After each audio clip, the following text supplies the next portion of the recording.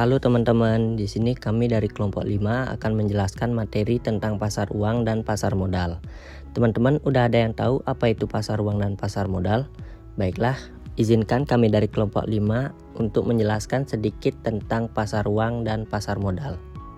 Pasar uang. Yang pertama ada pengertian pasar uang. Pasar uang merupakan suatu tempat pertemuan abstrak di mana para pemilik dana jangka pendek dapat menawarkan kepada calon pemakai yang membutuhkannya baik secara langsung maupun melalui perantara.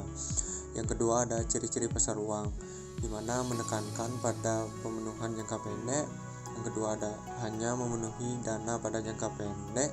Dan yang terakhir, mekanisme pasar uang lebih menekankan pada suatu pertemuan antara pemilik dana dengan pihak yang membutuhkan dana.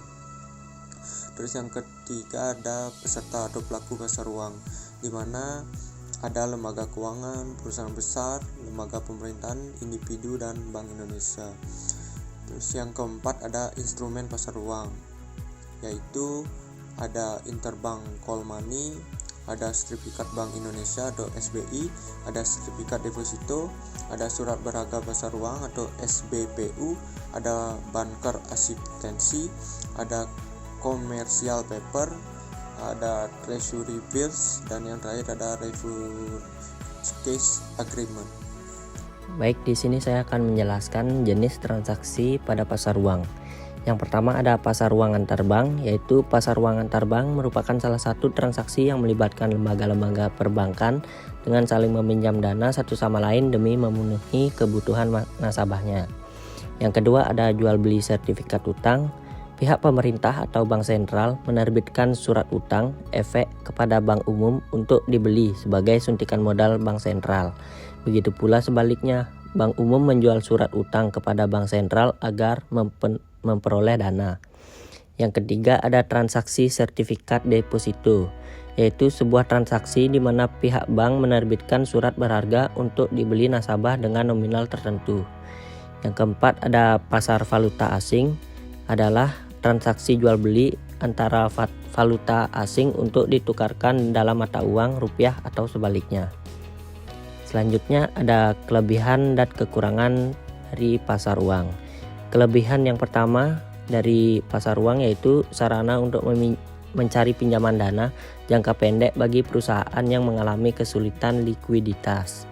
Yang kedua ada sarana untuk menempatkan kelebihan dana yang dimiliki oleh badan usaha. Selanjutnya kelemahan dan resiko dari pasar utang. Yang pertama itu ada interest rate risk, yaitu perubahan kondisi pasar secara keseluruhan dapat mempengaruhi nilai instrumen di pasar uang. Yang kedua ada resiko reinvestment. Pada saat jatuhnya tempo investasi, mungkin sulit menemukan investasi yang memberikan tingkat pengembalian yang sama atau lebih baik. Yang ketiga ada risiko gagal bayar. Ini dapat terjadi jika pihak bersangkutan mengalami kesulitan keuangan atau bangkrut. Yang keempat ada risiko inflasi, yaitu jika tingkatan inflasi lebih tinggi dari tingkatan pengembalian investasi atau bunga yang diterima, maka nilai real dari investasi atau pendapatan bunga dapat berkurang. Yang kelima ada risiko valuta, currency or exchange rate risk, yaitu transaksi melibatkan mata uang asing. Fluktuasi nilai tukar dapat mempengaruhi hasil investasi atau biaya pinjaman.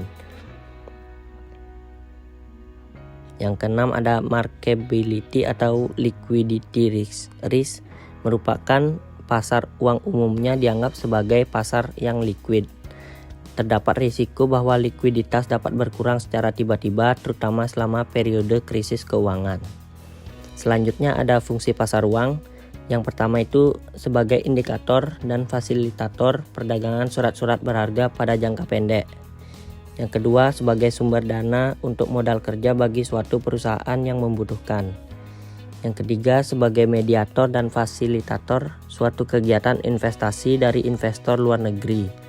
Yang keempat sebagai fasilitator bagi masyarakat yang ingin membeli surat berharga, pasar uang, dan sertifikat Bank Indonesia. Selanjutnya ada tujuan pasar uang. Yang pertama menyediakan likuiditas bagi para investor yang ingin menginvestasikan dananya dalam jangka pendek. Yang kedua, menyediakan sumber pendanaan bagi perusahaan, pemerintahan, dan lembaga keuangan lainnya.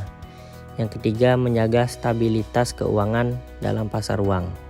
Lalu ada pasar modal. Yang pertama ada pengertian pasar modal. Pasar modal adalah lembaga keuangan yang mempunyai kegiatan berupa penawaran dan perdagangan efek. Secara umum, pasar modal merupakan jembatan antara investor dan perusahaan atau entitas pemerintah melalui transaksi instrumen keuangan jangka panjang seperti saham dan obligasi. Lalu yang kedua ada fungsi pasar modal. Fungsi pasar modal yang pertama itu sebagai salah satu cara untuk menambah modal bagi perusahaan. Lalu fungsi pasar modal yang kedua sebagai instrumen pemerataan pendapatan yang adil. Yang ketiga, pasar modal sebagai sarana peningkatan kapasitas produktif. Yang keempat, pasar modal sebagai sarana untuk meningkatkan pendapatan pemerintah. Lalu yang kelima ada pasar modal sebagai indikator perekonomian negara. Yang ketiga ada manfaat pasar modal. Yang pertama ada pasar modal untuk emiten. Manfaatnya yaitu jumlah dana yang dapat dihimpun berjumlah besar. Lalu dana tersebut dapat diterima sekaligus pada saat pasar perdana selesai. Lalu yang ketiga ada ketergantungan emiten terhadap bank menjadi lebih kecil. Lalu ada manfaat pasar modal untuk investor. Manfaatnya itu sebagai nilai investasi berkembang mengikuti pertumbuhan ekonomi, lalu memperoleh dividen bagi mereka yang memiliki atau memegang saham dan juga bunga yang mengambang bagi pemegang obligasi. Lalu yang ketiga dapat sekaligus melakukan investasi dalam beberapa instrumen yang mengurangi risiko. Lalu yang ketiga ada manfaat pasar modal bagi pemerintah. Meningkatkan pertumbuhan ekonomi negara. Lalu yang kedua menguntungkan dari sektor pajak dari jual beli instrumen pasar modal akan dapat dikantongi melalui kas negara. Selanjutnya yang keempat ada instrumen pasar modal. Saham. Saham adalah bentuk investasi yang mewakili kepemilikan seseorang atau lembaga dalam suatu perusahaan. Terdapat dua jenis saham, yaitu yang pertama berdasarkan atas cara peralihan. Dapat dibedakan menjadi dua bagian. Bagian pertama, saham atas unjuk. Saham atas unjuk adalah saham yang dimiliki oleh pemegang fisik atau entitas hukum yang memiliki fisik sertifikat saham. Pemilik saham ini dapat mentransfer kepemilikan dengan cara memberikan sertifikat saham kepada pihak lain. Bagian kedua, saham atas nama. Saham atas nama adalah saham yang terdaftar atas nama pemiliknya dalam catatan korporasi atau lembaga pendaftaran saham. Pemilik saham atas nama tercatat secara resmi, dan untuk mentransfer kepemilikan perlu dilakukan perubahan kepemilikan resmi di catatan perusahaan. Yang kedua, berdasarkan manfaat yang diperoleh pemegang saham. Dapat dibedakan menjadi 4 bagian. Yang pertama, saham biasa atau common stock. Saham biasa adalah bentuk kepemilikan yang paling umum. Pemegang saham biasa memiliki hak untuk menerima dividen jika perusahaan mengumumkan pembagian dividen. Yang kedua, ada saham preference atau preference stock. Saham preference memberikan hak-hak tertentu kepada pemegangnya. Pemegang saham preference memiliki klaim yang lebih tinggi terhadap pendapatan dan aset perusahaan dibandingkan dengan pemegang saham biasa. Namun, dalam kebanyakan kasus, mereka tidak memiliki hak suara sebesar pemegang saham biasa.